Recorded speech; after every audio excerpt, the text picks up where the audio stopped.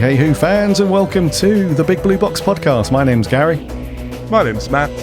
And this is episode 414.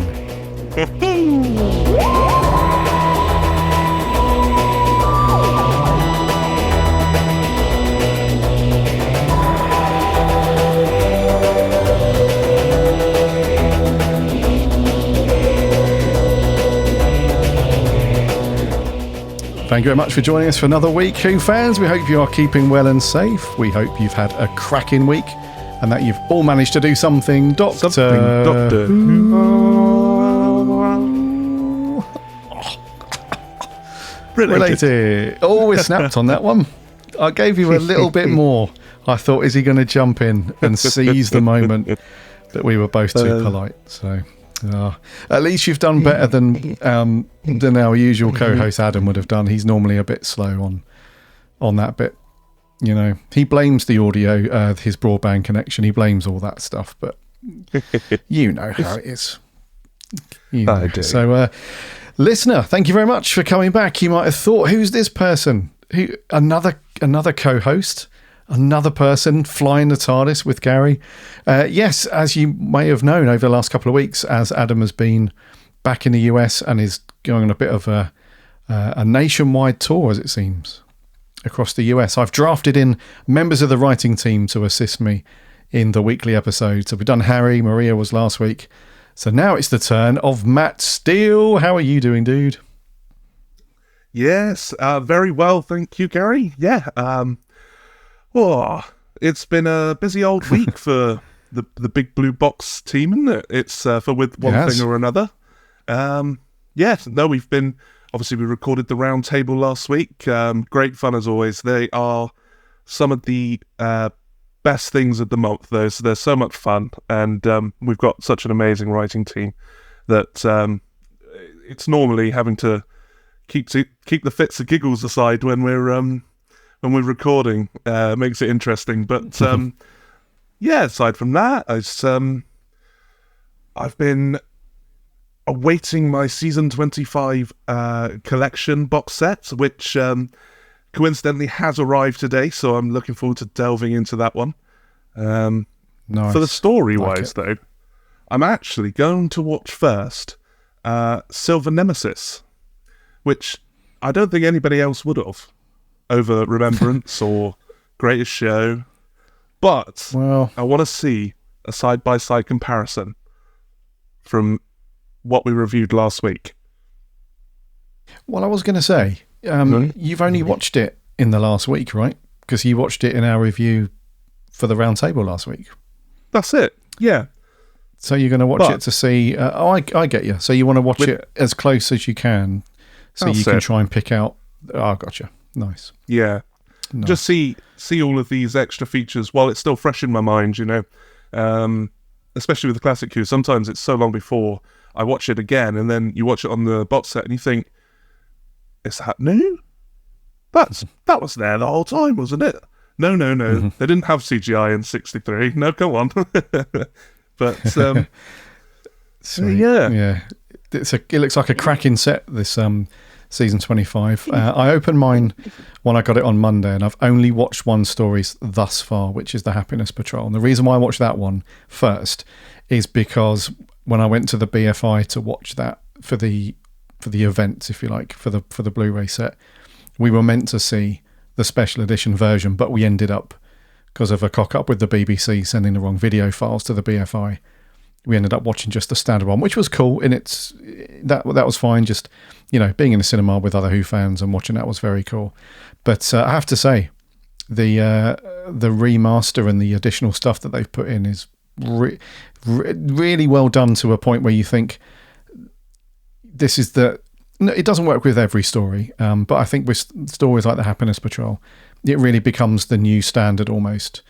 And I get that there might be some purists who are like, what the hell are you talking about? You know, the original version will always be the best. And there is an element of truth to that. But the effects that they've weaved into the Happiness Patrol, mate, have really they flesh the world out to a point where it feels that it really does add to the story.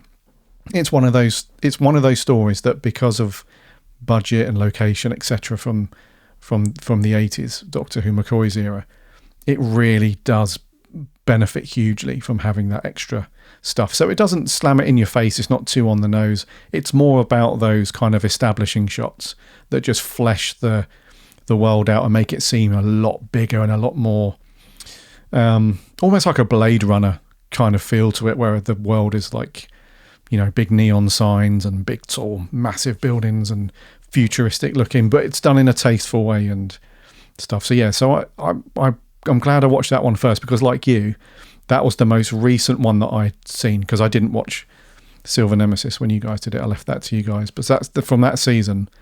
Happiness Patrol was the most recent story I saw, so I watched it for the same reason, to try and pick out any differences and so on. And but overall, they've done a good job on the remaster as well. I haven't seen Remembrance yet, but apparently I've seen a few tweets and threads and stuff where people have posted screenshots, and the picture quality on Remembrance is really good. They've really cleaned it up, and it's nice and crisp and sharp. And so I'm looking forward to that one, dude. So do you dive into the special features on these sets as well, or do you just watch the stories? I do to a certain extent. I mean, I don't go as far into sort of the PDF archives and some of the, like, watching all of the behind the scenes, because there's so much on there. You can't say they're not value for money. They are jam packed. But I can't. Quite often, I'll put this on downstairs, and depending on what the missus is doing, she'll either watch with me or she'll do something else. But it gets to a point where I'm watching behind the scenes of things, and it's like the same scene but 10 different takes, and something else might happen in this other take, and she's going, "No, come on, turn it off now." But yes, true. Definitely some of them. A lot of the time, the documentaries that are specially made for these sets, because you can just see the love that goes into them. And they're so nicely made, and it's fascinating to go back. I tell you what, I can't remember which season it was from, but one documentary always stands out to me whenever I think of the ones they've made, is the, correct me if I'm wrong, but I think is it the season 14? It's the one where they're doing a documentary on Tom Baker, basically reminding himself and explaining his time with Elizabeth Sladen. And it's the most heartbreaking documentary I've ever watched. I'm not too ashamed to admit, I was in floods of tears, absolute floods of tears by the end of it. Where you just see Tom starting to cry, and that you just, nobody can resist that. Yeah, it does hit you, that one. Yeah, I think it's called Our Sarah Jane, if memory serves, and it's quite a long feature length tribute, if you like, to Sarah Jane. I think it must be about an hour long, 45 minutes, something like that. And I know exactly the one you're talking about. Yeah, it's it gets you in the feels every time, that one. And that is season 14. Yeah, but they're so nicely made that I just sit for all of them, to be honest. Yeah. And they're gorgeous, and long may it continue. Yes, agreed. So I'm glad you got your set, dude. I was a bit panicky. I was panicky. It's not the end of the world if these things go amiss. But when you've ordered a package and you see literally everyone else, I don't know what it is around these Doctor Who sets, but I've ordered them from a few different places over the years. I typically get them from Amazon, but I've also ordered them. One year I got one from Zavi, 1 year from HMV, and then I think the first couple of years, the first couple of years was Amazon, and then for a couple of years after that, there was a website that used to do them. They've sadly closed now. What was the name of that?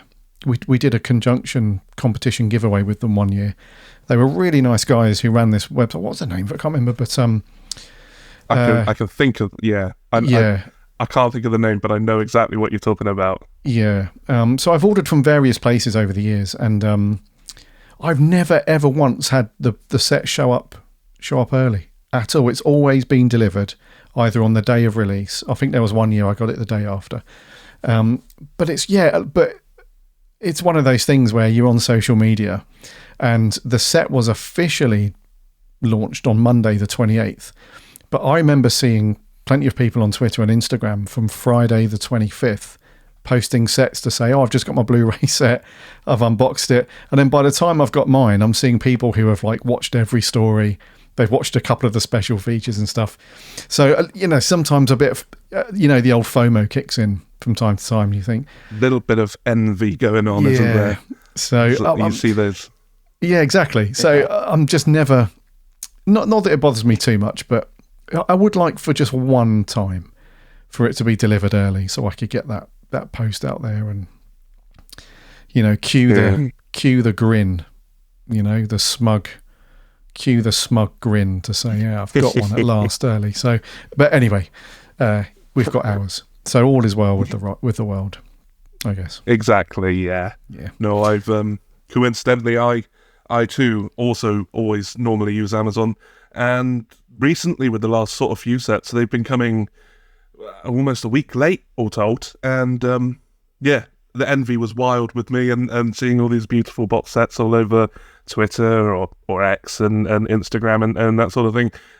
So I took the plunge and went with HMV this time, and ironically, it did come a day late, but they were very quick to tell me why and apologise, and I give them another chance, see how it goes with the next set, because I think it's a lot nicer personally for me to deal with HMV than Amazon. The whole thing's a lot smoother.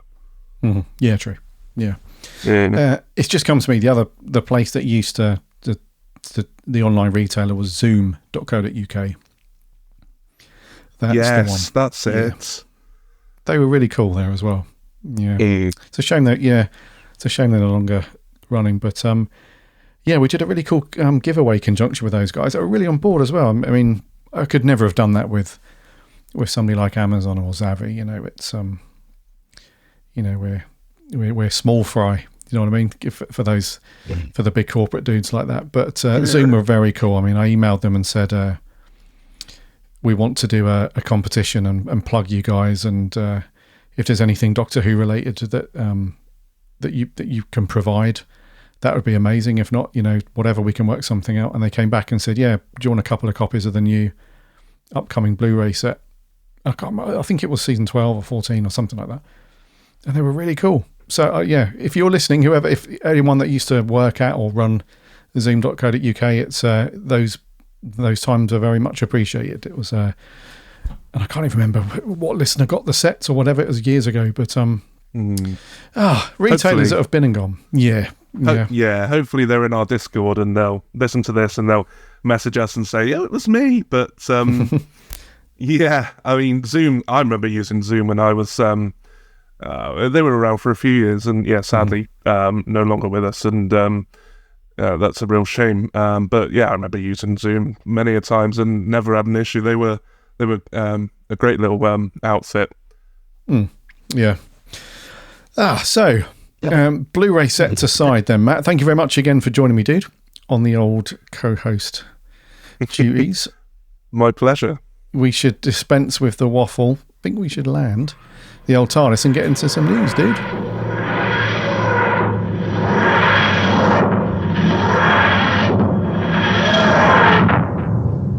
So news is a bit thin on the ground these days, dude. I think the recent flurry of stuff around Ncuti and the Graham Norton Show and all that stuff doesn't seem like the dust isn't settling as quickly as I thought it would with that story. So that's going to be our headline story to talk through that. There's been some more media outlets and some blogs and whatnot that have got hold of that and are putting their spin on it. So we're going to I chatted to the other guys about that. So it'd be interesting to get your views on that as well. But the first story I want to get to, it's only a quick one, is Mr. Matt Smith, our 11th Doctor, sorry.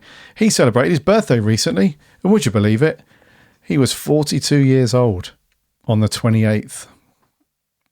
That's mad. 42 years old. I remember back in the day when he was announced as the new Doctor, and the news, part of the news that surrounded the new Doctor casting was his age. It was like, I'm pretty sure he was the youngest guy, I think, to be cast. I could be wrong, but I'm pretty sure that was doing the rounds. Yeah, he was the youngest actor to be cast as the Doctor in those early promo shots. Do you remember those very early ones where he's just in a black blazer and a black t-shirt, and he's in a dark alleyway? And they superimposed. Everyone thought he was going to be sort of gothic Doctor, and we're going to get this grunge Doctor. It's going to be a completely different thing. And then his complete opposite with the tweed and the bow tie. Yeah, I mean, it's so funny.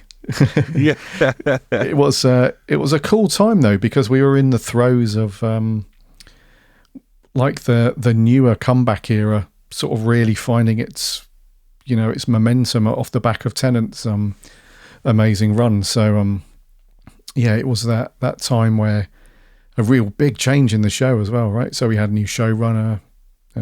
New people on board, knew everything really. Yeah. So it was a cool time. But I remember Matt Smith being full of, as he always is, full of beans and full of energy. And every single scene that he's ever been in the show, he's had this sort of electricity about him, and this playfulness and this intenseness at time as well. And it's just crazy that the time has flown by. I mean, it makes me feel, I was going to say it makes me feel fairly old, but I'm only a couple of years older than Matt. I'm 44.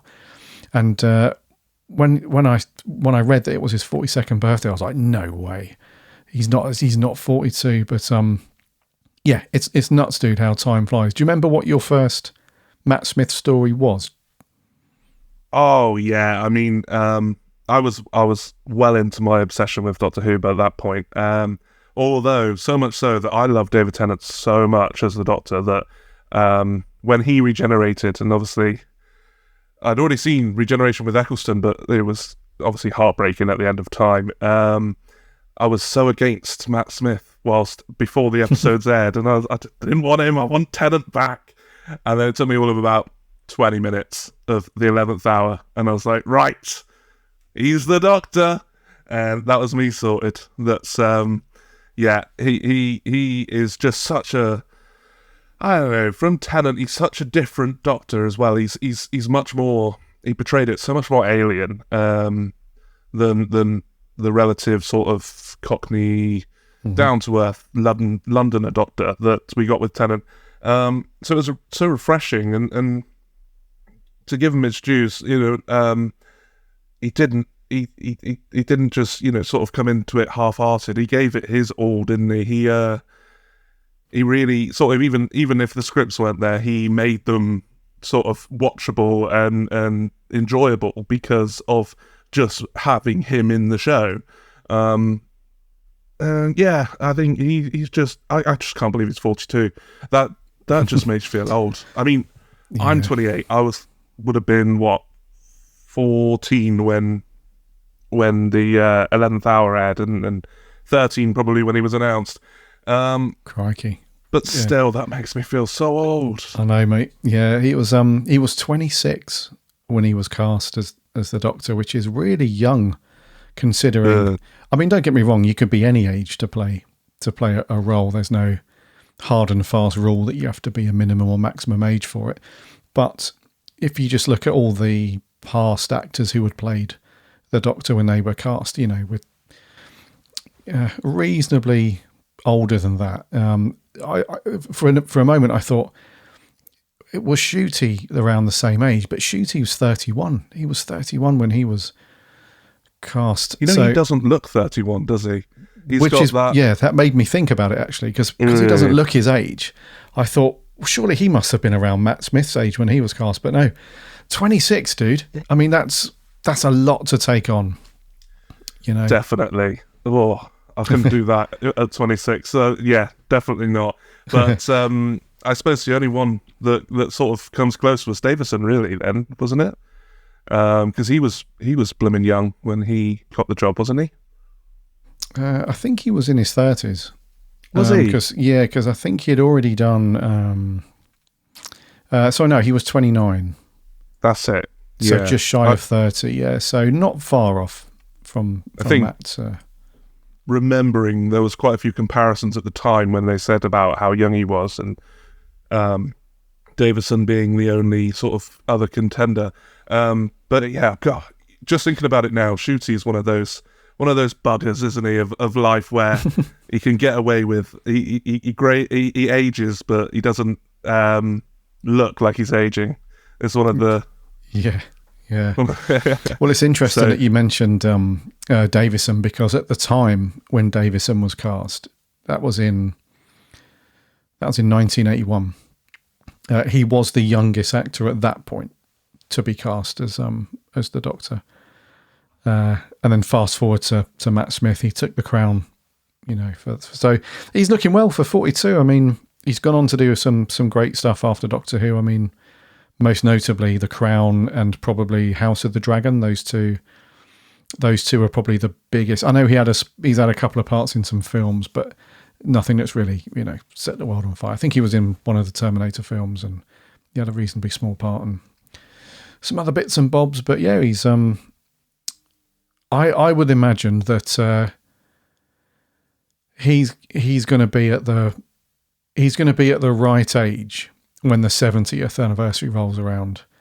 He's going to be at that age where he's going to be coming up on, his mid-50s, and he's going to have that kind of lovable sort of middle-aged gentleman sort of look about him. So he's, I think whoever's going to be showrunner with Doctor Who at the time will probably be angling to get Matt Smith back in, because if you think about it, Tennant's already been, Tennant will turn up at the opening of a Doctor Who envelope these days. Do you know what I mean? He's just, he's, and I don't mean that in a serious derogatory way, but David Tennant is involved a lot with Doctor Who, and that's in a way that's not a bad thing, because he's he's huge amongst fans, right? He's got such a huge fan base within Doctor Who specifically. Oh yeah. But the other Doctors, you don't see him too much getting involved. Like Capaldi's distanced himself a little bit. You don't really see him at conventions. Obviously, Eccleston doesn't give a beep about Doctor Who unless he fancies it. Depending on what mood he's in when he wakes up. And so I think David Tennant and Jodie are probably the two that are sort of most in the fan, because I think Jodie's already done a bunch of conventions and whatnot. So yeah, it would be cool to get a fresh Doctor back, if that makes sense. Old Smith. Yeah, and you'd get the sense that he's definitely up for it as well. He's never anything but fond of the show, talking in interviews, and it's one of those where they're always going to get asked for the rest of time. If you've been the Doctor, you're never not going to get asked that in an interview, and never has he ever said anything other than fond memories and kind words for the show. And you think, yeah, you think once he's maybe got around, like you say, to the 70th, he's going to be more than up for it. I'm still waiting for the day he finally says yes to Jason Haigh-Ellery and Nicholas Briggs over at Big Finish, because I think that would be fantastic. The stories that they could tell, and I think his voice lends itself so well for audio as well. Is just the bombastic quality and the enthusiasm that he portrays within his voice. I think it would be amazing to have in Big Finish. But I know that on a couple of occasions they've said in interviews that he's not even been asked. I don't think, but I don't believe that to be true. I think it'd be such a money maker for Big Finish. I think he's probably asked. He's been asked at least a couple of times, I should say. Yeah, I would say he's definitely been asked. But maybe he feels, and this is why I was surprised when Jodie agreed to do some Big Finish so soon after leaving the show, because again, there's no hard and fast rule to this stuff. It's you can do it whenever you want. If you want to jump on and do Big Finish like a week after you've left the show, then that's, totally cool, whatever. But just normally sort of par for the course. It's been like you've gone off, and I think just from an actor's perspective, once you've done something as demanding as Doctor Who, and you just want a break or you want to do something else, you don't want to jump immediately back into it. So I think that's probably Matt Smith's train of thought, where just for a few years of, because I think back, I honestly don't know what it's like now, the filming schedule and everything for Doctor Who these days, coupled with just, the coming out of COVID and a lot of companies sort of realigning how they do things based on that and all the rest of it. But I remember back from when Eccleston came on all the way through to when Capaldi left, all of those guys said, it was just it was full on intense for the best part of a year. There's a lot to do. So I would imagine from an actor's point of view, if you've had that intensity and you've been knackered, for X amount of years that you've been playing that role, you probably just want to have a bit of like a breather from everything. So I think that's more why they want to distance themselves from that for a little while. So I was surprised when Jodie was, because her Big Finish stuff was announced reasonably close to when she left. I think it was only 6 months or so, something like that. And Big Finish made the announcement that she was going to do it. So I would hazard a guess that Matt Smith has absolutely 100% been asked to do some stuff. He's just, wants to flex his acting chops, with other stuff. But I have to say that Jacob Dudman, the guy that plays Matt Smith's Doctor, is very good. Incredible. Yeah, really good. Yeah, Jacob. Yeah, I do plan on doing a review, digging into the Big Finish archives and getting those sets, because I listened to the latest releases where he's it's finally a multicast full audio drama instead of more of a audio book, where he's got a companion and that sort of thing, and they're just fantastic. It's just, I don't know, he's not trying to make himself there's sort of, I don't know, there's a fine line where it's almost like 11 Dudman Doctor sort of thing. He's not the exact same, but it's so uncanny at points, and you just his rendition of a Doctor and the 11th Doctor is fantastic, and you just find yourself smiling along the entire way throughout it. No, it's very cool. So I mean, I haven't listened to all of the 11th Doctor stuff from Big Finish. I haven't listened to a lot of Big Finish over the last few years. There's just so much stuff to get through, but I know that you guys, you go through a big chunk of it because you do reviews for the website and so on. But I have listened to one story. I think it was just called The 11th Doctor Chronicles or something like that. It was the first volume of stories I did with Jacob, and it was really good. It was a decent story. It wasn't nothing groundbreaking, but it was a solid, felt like a new era, Stephen Moffat-ish kind of script, which is what you want, I guess. So yeah. It's pretty good. So anyway, coming back to Matt Smith, a very belated happy birthday, 42, and looking really good, annoyingly. Yeah, very annoyingly. Yeah, very, very big happy birthday, belated. But you're not allowed to age anymore, Matt, because we know you listen, because it makes me feel old and sad. And that is the main reason why.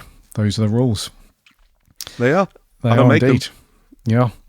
Right.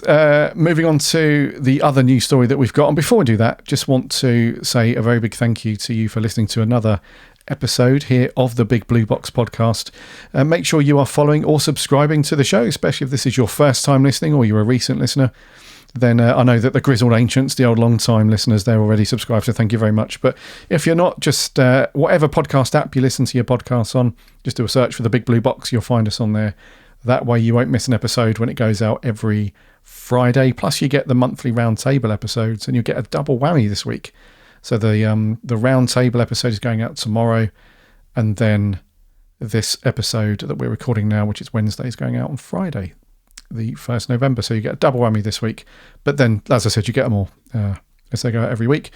You can also listen for free over on the website, which is bigblueboxpodcast.co.uk. Plus, you can check out all of the reviews and articles that this lot do. Go and check them out. Matt's had a banging week on the old website this week, a really good review of the Third Doctor Adventures, the Quintessence. Really like that story, so go and check out his thoughts on that. And then he did an amazing merch roundup, which went live today, actually. So all of the Doctor Who collectibles, toys and merch and stuff, Matt's rounded it all out for you, so go and check that out. And like I said, the other writers on the team, so Harry, Jordan, Maria, go and check out their stuff as well. We're on the socials too, mainly Twitter, Threads, Instagram, and a bit of Facebook. There are links on the website. Come and chat as we chat Doctor Who throughout the week in between episodes. And we have a very cool free Discord server. The link on the website, hop in there and chat some Doctor Who with some very cool Doctor Who fans. There's always something going on in the old Discord, so get involved over there. Righty, next story. This is something that doesn't seem to be going to bed at the moment. The last week or so, you would have seen... So last week with Maria, we spoke about this, and you might have seen some other blogs and whatnot do it. When I was on the Type 40 live stream last week on the lunchtime stream, myself and Dan, we spoke about this as well. And he said the same thing. He thought that it was going to be put to bed, but then, you know, here we are still talking about this stuff a couple of weeks later. So this goes back to the comments that Ncuti made about an upcoming season of Doctor Who that's supposedly being made next year. But nobody seems to be able to corroborate that. So the BBC are not confirming that. Russell T Davies is not confirming that. Nobody else involved with the show. Disney's not saying anything. So it's kind of weird that this is still gaining traction. So I'm seeing this over at GameRant.com. We also had this over at IGN. We had it on a few other places. And it seems to be... I think it might be a combination of... It rattled a couple of cages because for the longest time, we knew 100% that we were going to get 2 seasons of this Doctor. That was 100% confirmed because we obviously knew about all the season 1 stuff. We were, you know, involved in seeing some of the set photos and the early stuff, and then in the build up to Ncuti's new stuff off the back of the 60th special. So we knew all that was coming. But then the information started to trickle in that the second season was filmed really close together to the first one. So they did all that stuff. So we know 100%. We know 100% that season 2 is done, ready. That's going to go out next year at some point. What's been up in the air, though, is that no one's commented on the third series. No one said that Ncuti is still going to be here for it. Nobody said that we're going to get one at all. Nobody said anything about anything basically post season 2 of Ncuti's era. And I think that's the first thing, is it rattled a couple of cages because Russell's been asked about it a bajillion times over the last 6 months in any interview that he does. Disney's been asked about it. The BBC, you know, everyone said, you know, no info at the moment. And the BBC actually said, which is weird, they said that we're not going to make any decisions on the future of Doctor Who until the second season has landed, and then we'll decide, which is, I think that's a bit of an intentional distraction, to be honest with you. I think anyone that's involved in television, not that I'm an expert on that stuff, but anyone that's been involved to any degree at all will know that these things are planned out quite far in advance. So I would say that they know already that season 3 is happening, or not, potentially. So that's the first thing. I think when he was on the Graham Norton Show and he was put on the spot and asked about what's going on with Doctor Who, and he either... If you go back and listen to last week's episode when I chatted to this of Maria, I did put a couple of options on the table as to why he said that they were filming season 3 next year, 2025. The first one is it was a 100% honest slip-up. It's a case of, from his understanding, there is going to be a third season, and he's just had a bit of a fluff and has blurted that out. in the moment sort of thing. Because the other thing we mentioned as well was that the actors themselves, they had their schedules are if they're a busy working actor and they've got a bit of limelight, they're a bit famous, and they've got films and TVs lined up, those things are lined up for years, not months.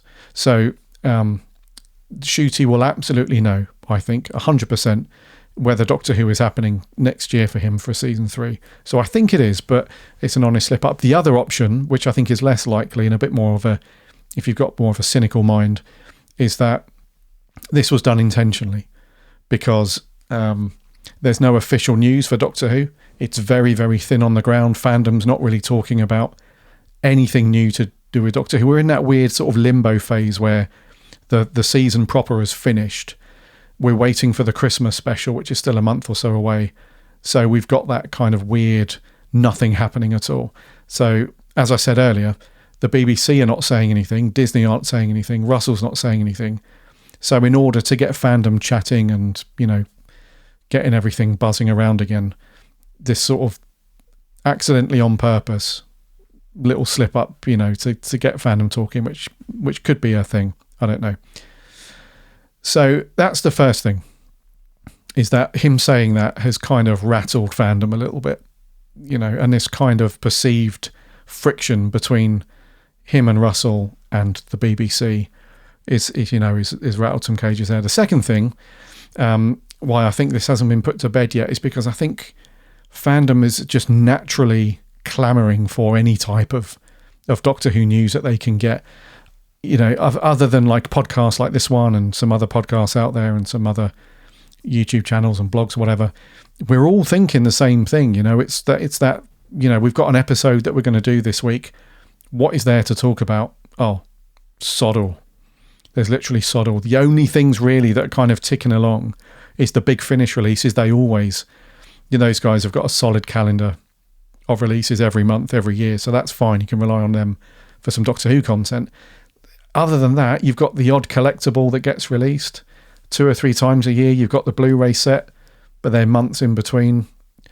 You've got some figures that trickle out through Character Direct or B&M. And that's really, about it. So, yeah, I think people are just sort of prolonging this story and longing it out a little bit just because there isn't really anything to get your teeth into. So it's a weird story in that if it had happened at any other time, I think it would have been a storm in a teacup and it would have been done. We would have spoken about it for 1 week and that's all you've heard of it. And then, go and get your breakfast, on with your day, blah, blah, blah. So, dude, I'd love to hear your thoughts on this from 2 angles, really. The first one is, what are your thoughts on Ncuti's comments in the first place? And do you think that it was just an unintentional little fluff that, he knows that season 3 is going to be made. He knows he's going to be scheduled in for that. It was just a bit of a, after he stepped off the Graham Norton set, he probably thought, oh, beep, I'm going to be in so much trouble. I shouldn't have said that.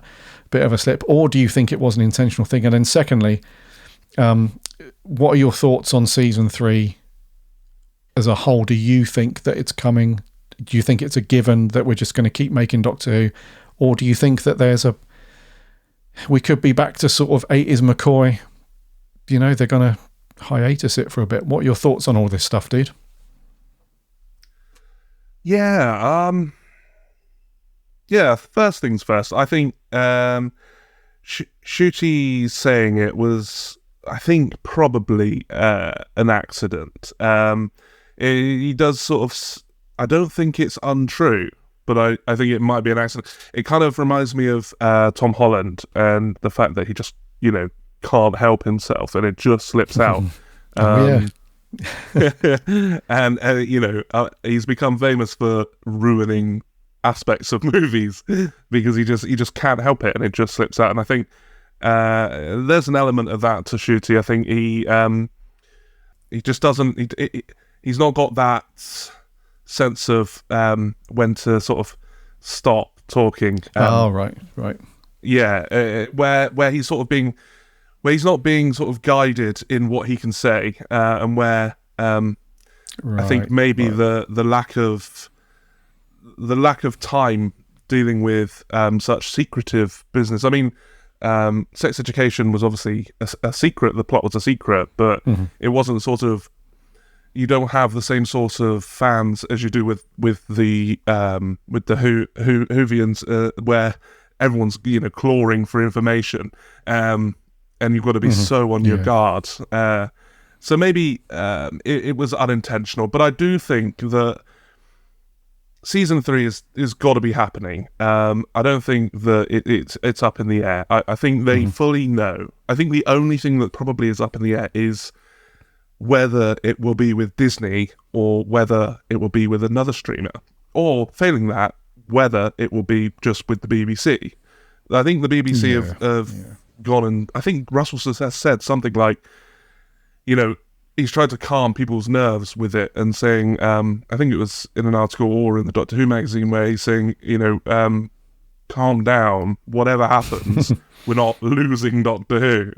It's just, you've got all of these streamers, and Doctor Who makes so much money, nobody wants to get rid of it. It's not like McCoy era where everyone's, there was high-ups in the BBC that was gunning to cancel Doctor Who no matter what. It's a big money maker.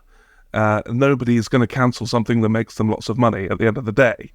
So I think it's more of a wait and see than a whether it's happening or not. Wait and see who will co-produce, or whether or not it will just be the BBC. Yeah, I think he said something like, even if Disney was to pull out and say, we've had a couple of seasons, thank you very much, or 3 seasons, whatever, thank you very much, but, we're not going to continue. I think Russell said that doesn't matter. They would have a reduced budget, but they would still make the programme at the BBC. And then they would just negotiate streaming rights with another platform like Netflix, Amazon, whatever you want to call it. But, so I think you're right, absolutely. It was just a calming fandom down a bit. Yeah. But I think, like you say, for Ncuti and his he doesn't live and breathe Doctor Who. It's a job to him at the end of the day, and he needs job security. Obviously, it's not a given in the field that he's in, but I think to a certain extent, they've gone and said to him, Series 3 is happening, and it will be filming next year. We just can't tell anybody yet. And I think it's just a case of he's done a Tom Holland and he's gone, and really excited. And I'm not, I've not done many interviews in a while, and this has just slipped out. And I'm really sorry. Can we edit that out, please, so I don't get in masses of trouble?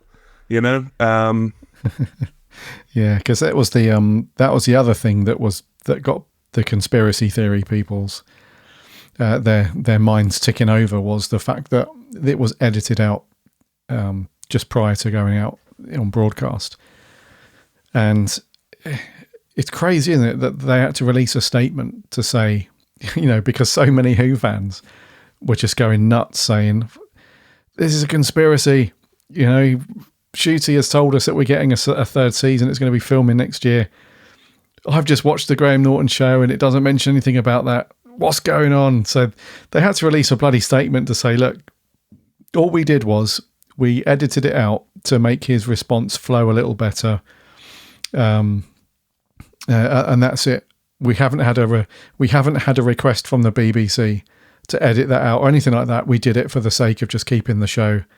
Because I get it, on a talk show like that where you've got guests on a sofa and you've got Graham Norton asking all these questions and you've got conversations, sometimes you're going to have guests who are going to waffle for a bit and you need to edit their stuff down to fit the runtime of the show. That's the nature of those things. So I get it.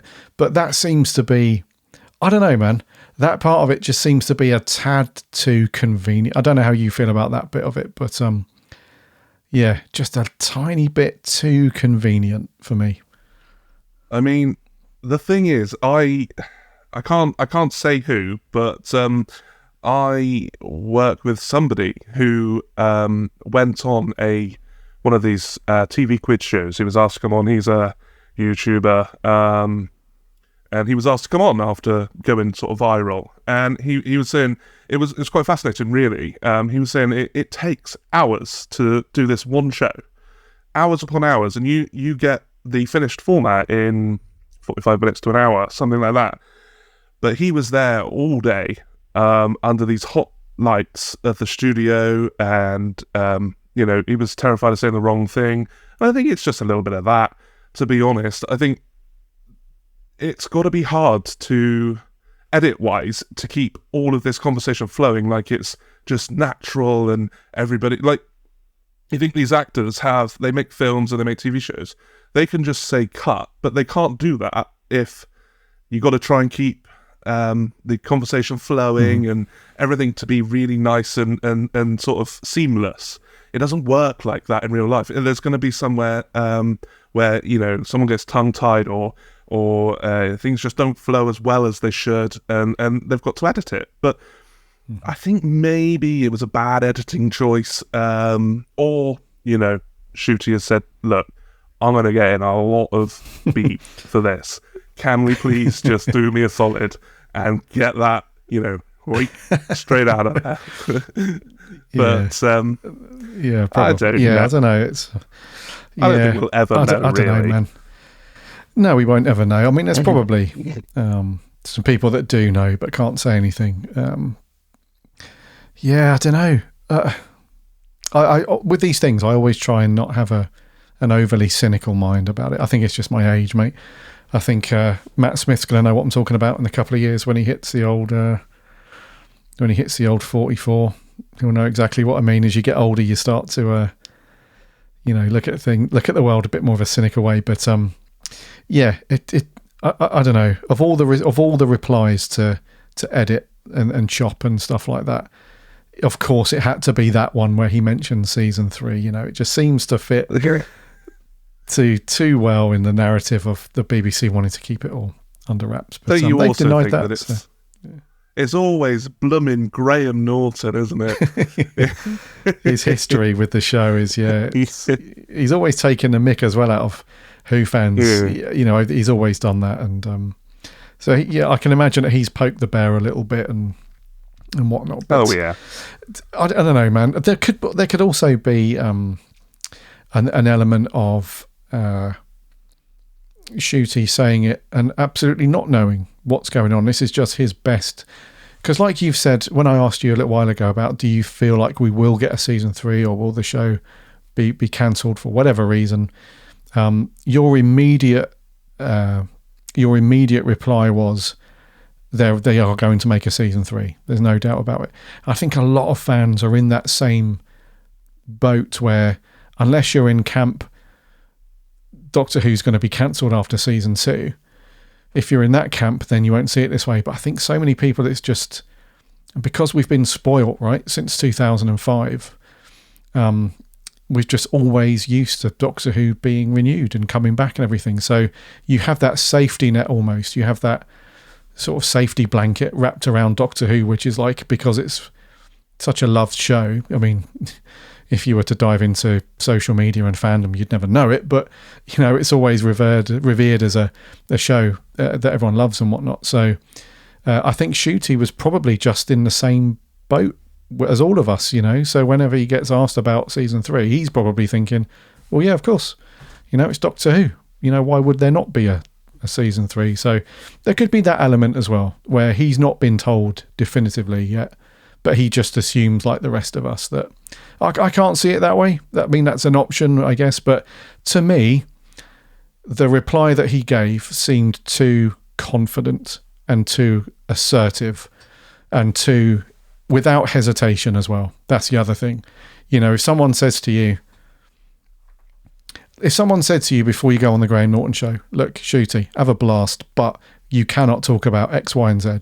You're like, right, got it, I'm on it. And if when you actually go on the show and it's the moment and you've got the audience watching you and the cameras are on you and everything like that, and someone says, is there going to be a season 3? Your immediate reaction might be to pause just for a moment and be like, I've been told I can't talk about that. And then you either give like a little smile and stuff, and then we've seen actors do that forever, especially in modern times with the whole MCU stuff and everything that's like multiversal stuff and spoilers and all that stuff, unless you're Tom Holland, of course. We've seen actors do that forever, where they get asked and they do this kind of politician's answer where it's like, oh yeah, it's I've not been told anything. Unlike you, I'm a fan waiting to see what's going to happen. You have all these kind of replies, but Ncuti did not do that. Like literally, without hesitation, without thinking about it. Are we going to get to see, something that wasn't even that, wasn't it? It wasn't even a direct... That's the other thing as well. It wasn't even a direct question to him.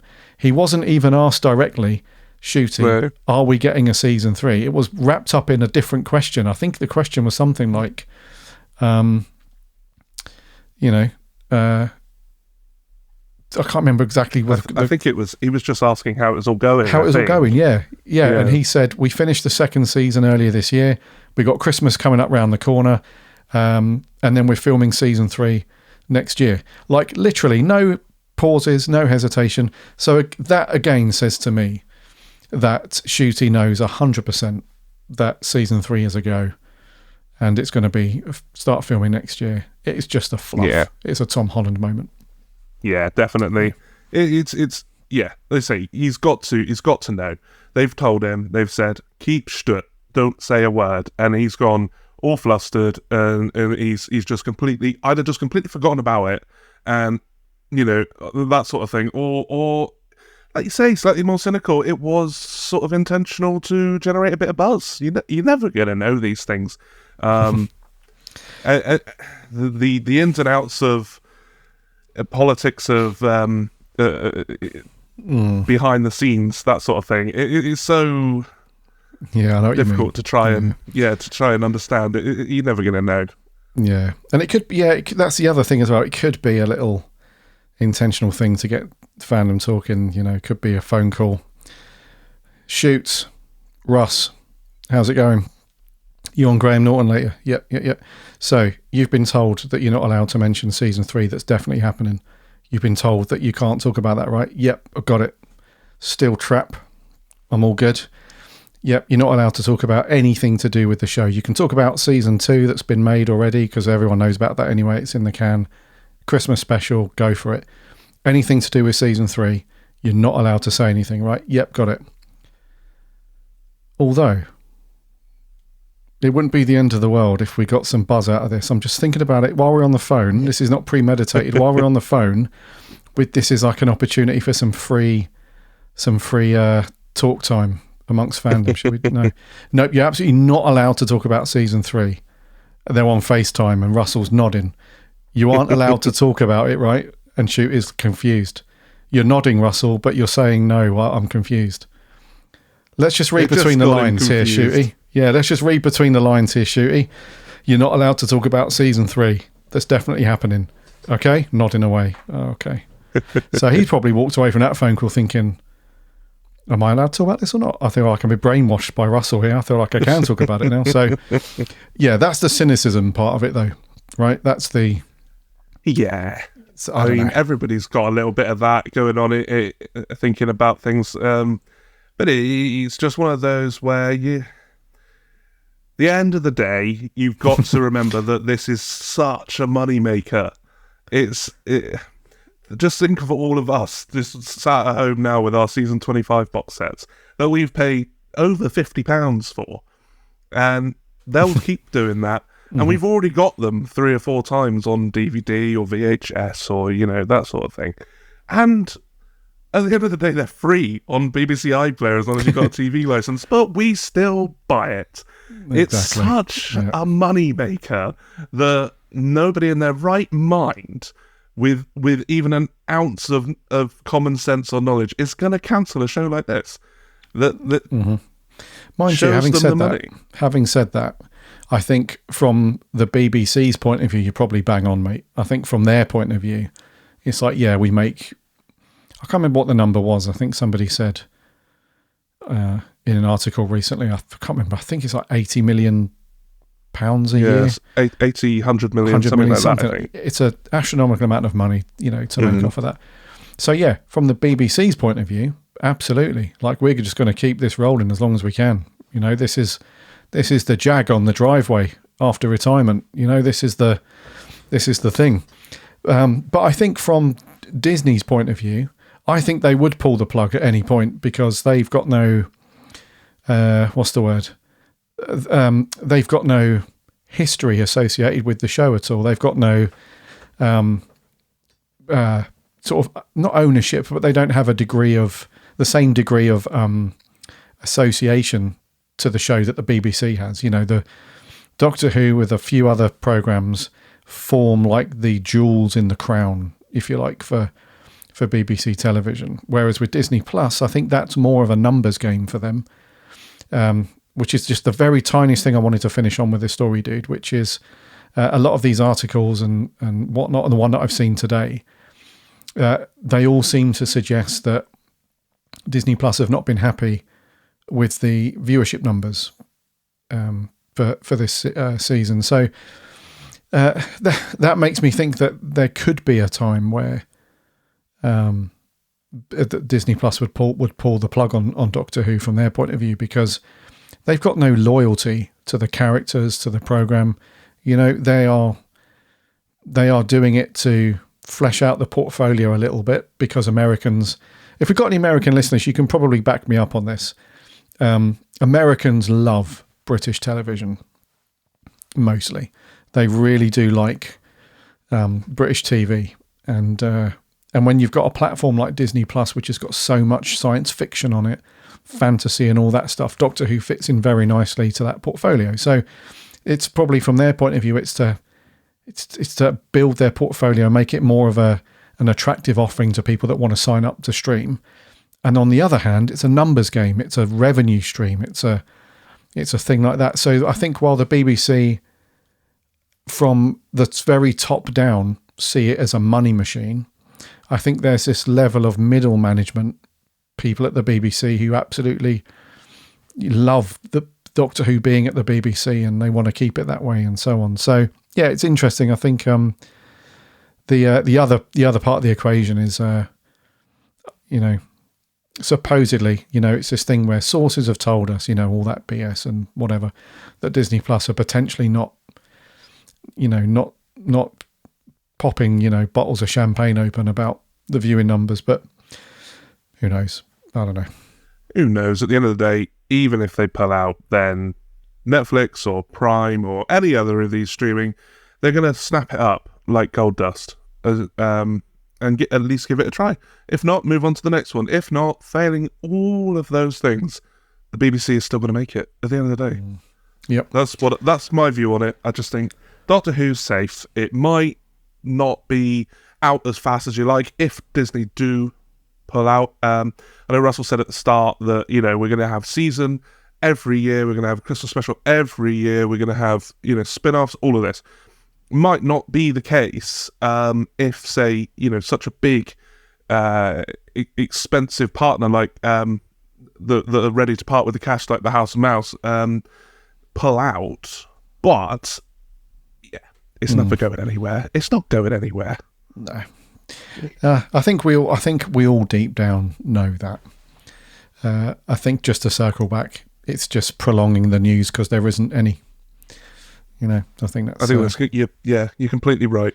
Providing some entertainment amongst fandom because there's nothing going on. Yeah. So we're not far off from stuff though. The Crimbo special's around the corner. I think we're probably going to get another trailer for that at some point, mid-November-ish, probably mid to end of November. We'll get another teaser or a trailer for that, and then we look forward to Christmas and season 2 next year. And then we've also probably at some point next year, we're guessing anyway, we'll get the spin-off show, The War Between the Land and the Sea. That's probably going to land at some point next year, we think.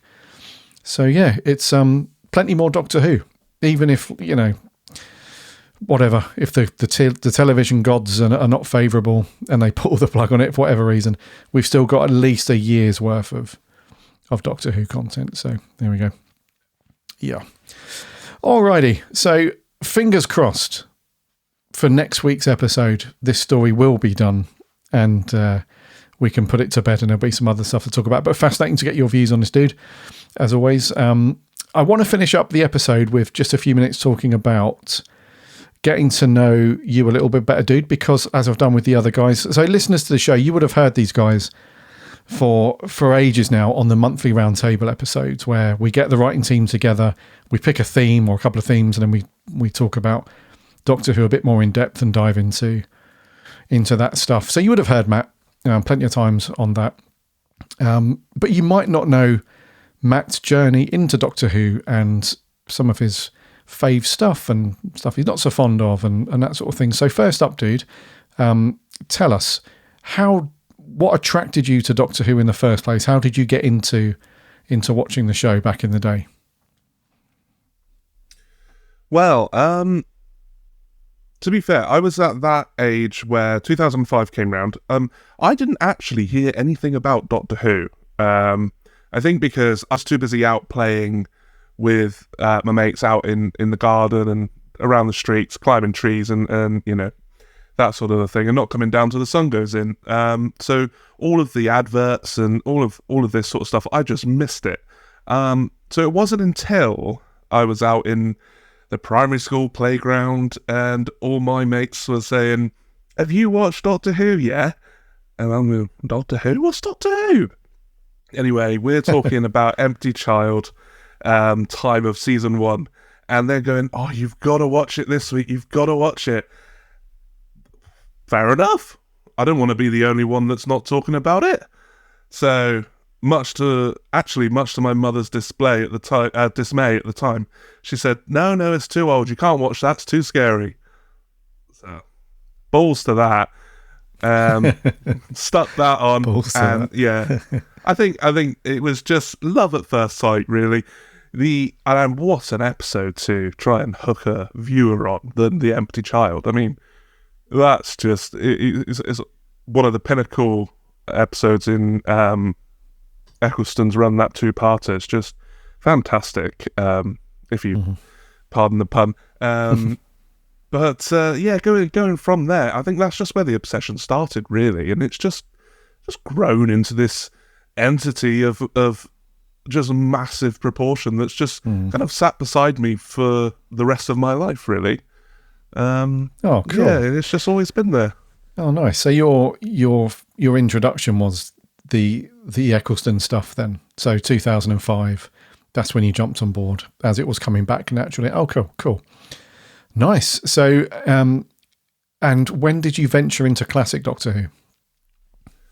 So, classic Doctor Who, it was right around, I think Russell had a bit of a plan, because bringing Sarah Jane back for school reunion and bringing K9, you know, such a favourite and lovable character as K9 and also as Sarah Jane, he knew exactly what he was doing, because kids are going to gravitate to this really cool dog that's made of metal and can blow stuff up. That's amazing. So I instantly was at that right age where I was thinking, that's amazing, and immediately had to find more K9. He was only in this one story. That can't be right. I've got to get more. So obviously then, you know, naturally found out about Classic Who and saving up my pennies to get them on VHS and that sort of thing. And I think the first Classic Who story I ever bought was The Invisible Enemy. Which is so weird, because that's apparently Harry's first story as well. It is. Yeah. And nice. Correct me if I'm wrong. I think Empty Child is Harry's first story as well. Mm-hmm. So you two are snap. We're twinning. Yeah. Oh, cool. Yeah. But yeah, that was my introduction to Classic Who, and I just loved it. It's a K9, really. K9 and Sarah Jane. Oh, nice. So after watching that, you were like, going to dive into the origins of the character, perhaps, and then check it out. So, bloody hell, Matt, The Invisible Enemy is your first one. Crikey. So, and I know exactly what you mean as well with the show. I jumped onto it reasonably late. So the first thing that I ever watched of Doctor Who was a Matt Smith episode from season 5, midway through, I think. And I remember watching about 10 minutes of it and thinking, oh, this looks pretty cool. This looks kind of, I was aware of Doctor Who, of course, before that, but I thought, oh, this looks pretty cool. But I had to I had to go and do something. I think I caught most of the episode. I can't remember exactly. I had to go and do something, but it stayed in my mind afterwards. I didn't watch the next couple of weeks, but it stayed in my mind. And then I was in HMV of all places, and they were selling the Series 1 Eccleston box set. It was on offer. I think it was normally 39 or 35 quid. And I had it for 19.99, and I thought, no, it's 14.99. And I thought, oh, do you know what? I'm going to pick this up on a whim. I've seen 25 minutes of an episode, but I'm going to pause and put a pin in it for Matt Smith. I'm going to go back because, like I said, I was aware of the show. I knew it had resurfaced in 2005. So I thought I'd go back to the beginning, quote unquote, not Hartnell, but the beginning of the redo. And that was it from there. Like you, it just becomes this thing, doesn't it, that grows with you and becomes part of your life and all the rest of it. Definitely. So, I don't think there's a single day where you don't think about Doctor Who in some extent.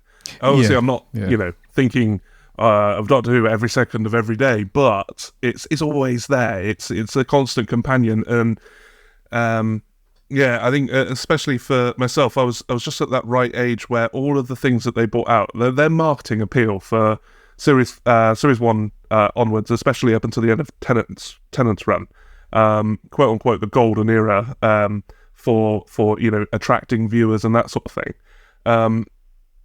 It was just the merchandise and everything that came with it was just right on the money for my sort of age group. So you had, Argos was full of Doctor Who things to circle for Christmas, and you got Battles in Time and Doctor Who Adventures and all of these different things, and go into like things like doing your weekly shop and getting the old DVDs releases of the 3 or 4 episodes in the vortexy multicoloured DVDs. I begged my mum for forever to take me to Tesco's to go and get one of those and some of the novels that came out during the era as well, and it was everywhere. And I think you just after you know about it, you can't escape it. It's one of those things where it was right time, right place for me, and luckily never ever looked back. Oh, nice one, dude. Yeah. I love that, man.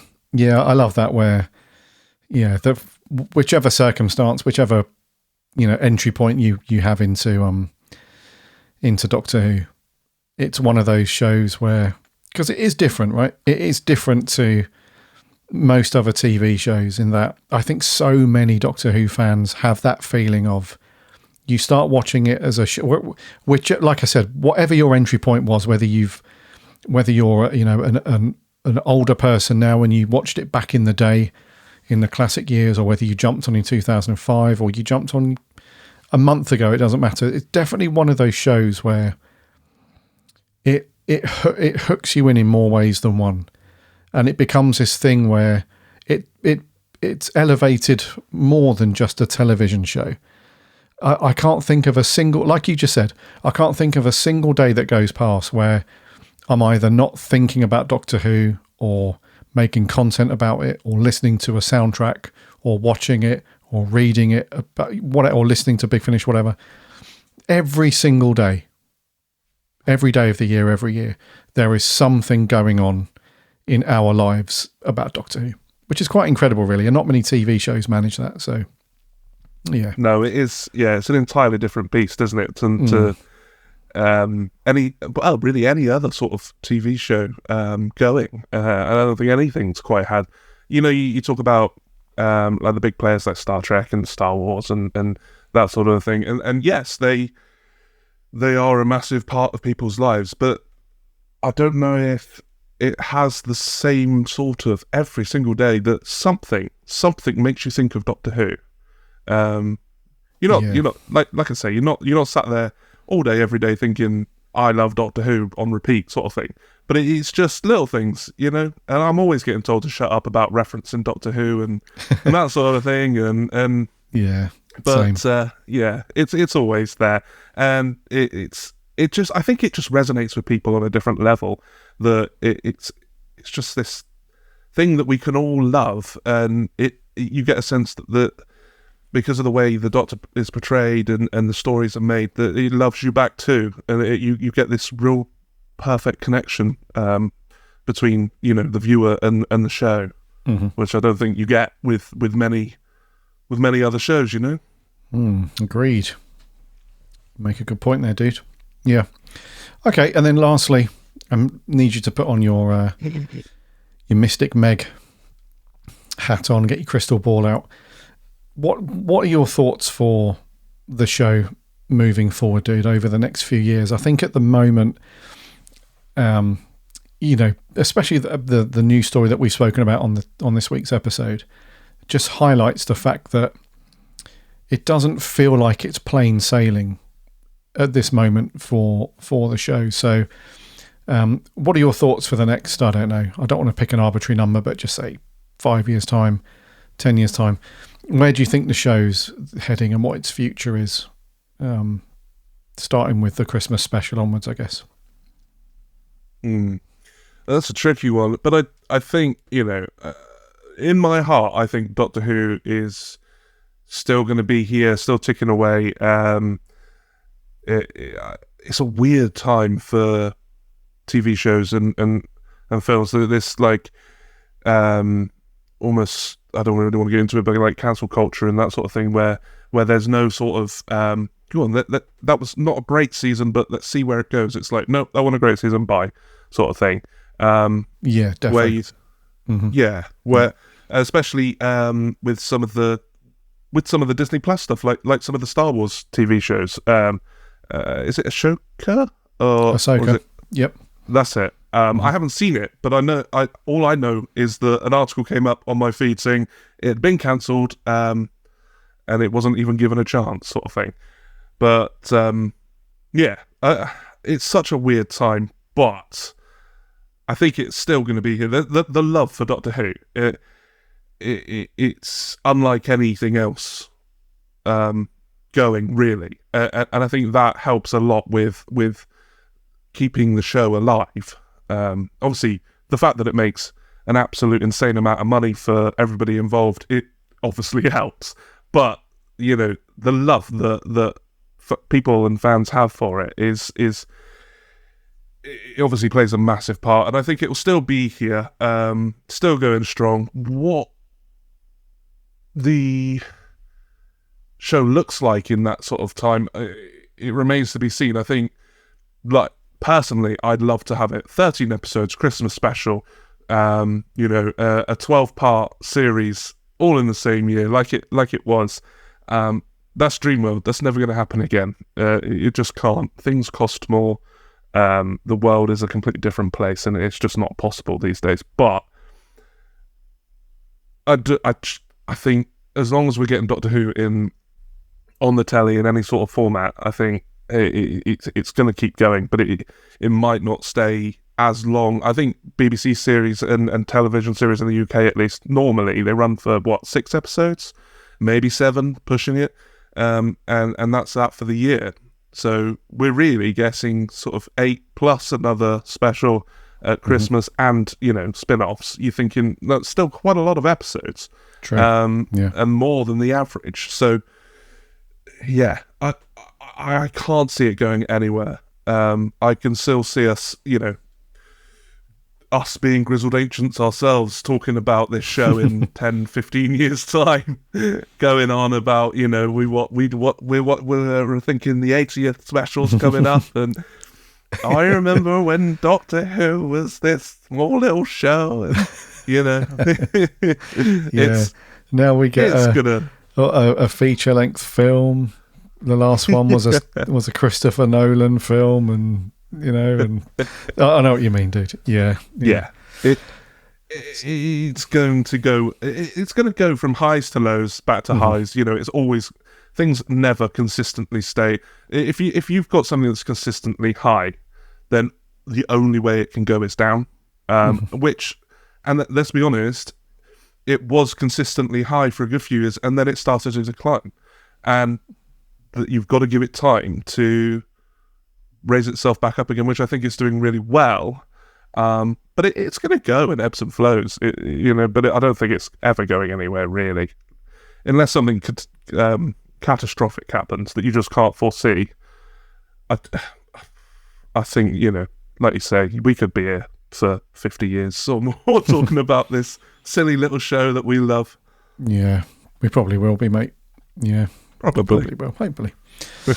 Alrighty, so okay, so some interesting stuff there, mate. So just a huge smile on my face, man, just hearing you talk about how you got into Doctor Who and those early stories and stuff, and more so the fact that it's just become a part of your life, and I'm in exactly the same boat.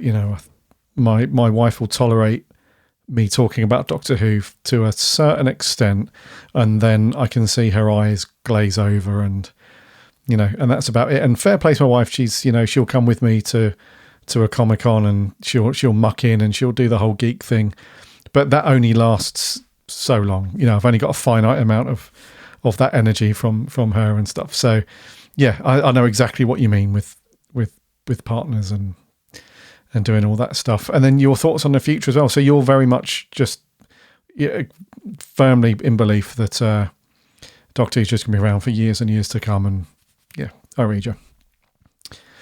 Well, I hope that's the case, dude. I hope and I appreciate your positivity as well. It's much greater than my my outlook on it or whatever. I also feel like it will be made for years to come. However, I think I've said this on the show a few times. I feel like it should be rested. That's just my, that's just my opinion. I think after Ncuti's era, whether that ends up being 2, 3, 4 seasons, whatever, I honestly think at that point the show would benefit from just not like a huge break like we had after McCoy and the movie up until 2005, but just a good 4 or 5 years of just resetting everything, not rebooting the show, but just really, really getting down to business on what they want to do with it. Because it feels like they make these big things happen in each era, but then nothing really happens with it, So, with the Chibbers stuff, we had the Timeless Child thing. I don't know how many times that's been mentioned since that episode, all the way through to now, to Ncuti's era. I can't honestly think of a time where they've made something of that. And that was, let's be honest, that was like lore changing, huge retcon thing, and it's never really been looked into or anything done with it. It was this thing, and now it's just that thing, and then with the Ncuti thing and the Tennant thing with the bi-generation and all that stuff, it ended up just being, this is another lore changing thing. We never knew that this could happen. And then they just resign that Doctor to just having afternoon tea, and that's it. And then we're on to the races again. And then I would imagine at some point in Ncuti's era, there's going to be another big thing that's revealed about the Doctor or the Gallifrey or something. And then that will just be, left to the yeah. I don't know. If the narrative doesn't go that way, it's sort of swept under the rug. Yeah. I think it's one of those where if I do kind of see where you're coming from with it being rested. Obviously, I'm biased, being my favourite show in the world. It should never be rested. Blah blah blah. But for the reasons you just said and that sort of thing, I can see it doing well being rested for a few years. Please, for the love of all things, never as long as the Wilderness Years. Because you'll just find me like sort of on a street corner just crying with my knees up against my chest for just days. Yeah, but I think a lot of fans are like that. Yeah, in all seriousness, I think if you have a fresh writer, a fresh idea, and somewhere bold and new to take this story, sort of like they did with the Timeless Child and sort of like they did with the Bi-Generation, but like you said, they've not gone anywhere with it, and yeah, they haven't. I mean, it needs exploring. But if somebody was to come in with that sort of earth shattering and idea and then ran with it and explained it, and instead of sort of a cut and run situation, then I'm all for it. And I think that would be as good as a reset or a rest, right, for the show, sort of thing. That's my sort of two pennies on it. But yeah, I see where you're coming from with the rest. Yeah. We could talk about this for hours, my man, and all these things. We could. But I want to say another big thank you to you, mate, for taking the time out of your evening. I know these guys are incredibly busy. They have day jobs and families and lives and stuff like that. So, it's not always easy just to, at the drop of a hat, just say, oh yeah, I'm going to be free for a couple of hours to do this. So I really appreciate your time, dude, to hop in as co-host. My it's been cool. Pleasure. My absolute pleasure, Gary. I think it's absolutely fantastic to be here, and thank you for inviting me. No worries, dude. Our listeners will hear you again soon, I'm pretty sure, because as co-host Adam is on his travels, and for a little bit longer until he sort of settles down, I'll be drafting you guys back on. So you'll hear Matt in future on the roundtables as always, but this is not the last time you'll hear him on the regular weekly show. So it's been cool. For better or for worse. For my sins, we'll have him back on. But I think we're going to stick a pin in it there, dude, for episode 414. Already.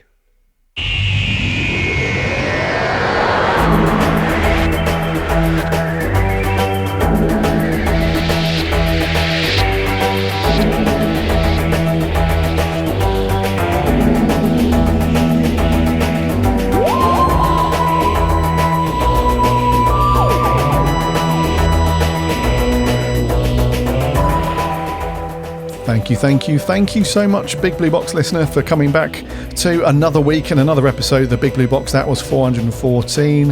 It's been cool to chat with Matt through some of the stories that are hovering around still in fandom, and to dive into his brain a little bit to find out his journey into Doctor Who and his thoughts on the future, etc. All good stuff. We could chat for hours, man, on this stuff. So it's been cool to chew the fat on all that stuff. As I said earlier, make sure you're following or subscribing to the podcast in whatever app or service you listen to your podcasts on. Just do a search for the Big Blue Box podcast. You'll find us on all the big ones and all the rest of them. That way you won't miss episode when it goes out every Friday, and the monthly roundtable episodes as well. You can also listen over on the website, which is bigblueboxpodcast.co.uk. All the episodes are there, plus the reviews and the articles and the merch roundups and everything from this lot over there. So go and check those out as well. We're on the socials too. We waffle about Doctor Who over on those as well. There are links on the website. Come and chat Doctor Who with us throughout the week in between the episodes. And we have a really cool free Discord server as well. So there's a link on the website. Hop in there. It takes literally 30 seconds just to pop your deets in. And there are so many cool conversations about Who happening over there. So hop in and do that as well. Don't forget to remember to subscribe to my usual co-host channel over on YouTube. It's the Geeks Handbag, so go and do that. Go and check out Adam's stuff. Indeedy. And dude, I will see you on the roundtable or the regular episode soon. So again, thank you very much, dude. We will see you soon. And remember,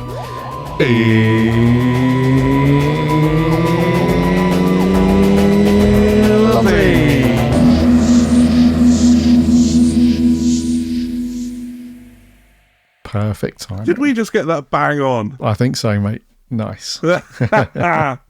Amazing.